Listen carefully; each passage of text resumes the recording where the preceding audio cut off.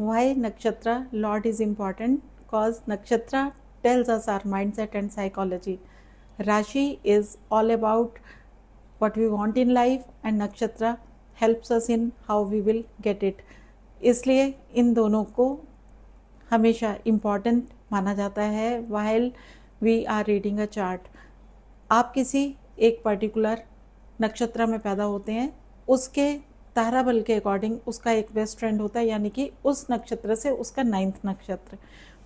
तो हम उस 9th नक्षत्र की अगर हम बात करें तो वो एक ऐसा नक्षत्र है जो हमें डिफ़िकल्ट से डिफ़िकल्ट सिचुएशन से निकालने की काबिलियत रखता है।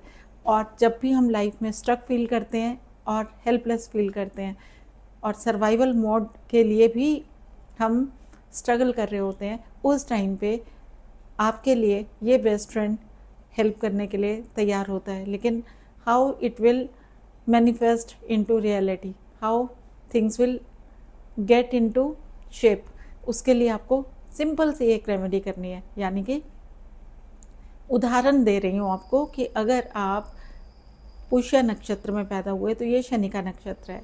पुनर्वसु नक्षत्र इस नक्षत्र से 9th है, यानी कि उसका बेस्ट फ्रेंड है, यानी कि जुपिटर का नक्षत्र है।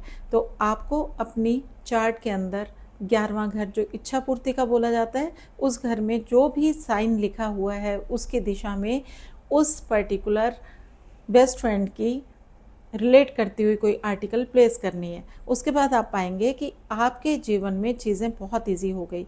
एग्जाम्पल के लिए आप वहाँ पे अपने 12 हाउसेस में 11th हाउस में ये चेक कीजिए कि साइन एनर्जी क्या लिखी हुई है।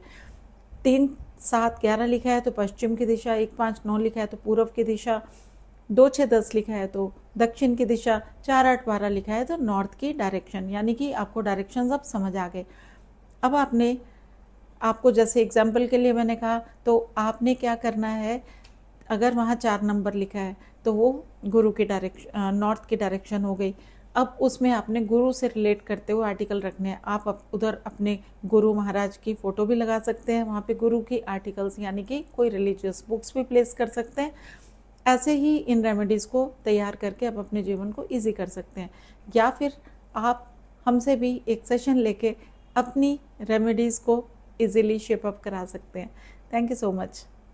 उम्मीद है आपको आज का ये इंटरेस्टिंग वीडियो बहुत अच्छा लगा होगा। अपना फीडबैक ज़रूर दीजिए। Thank you.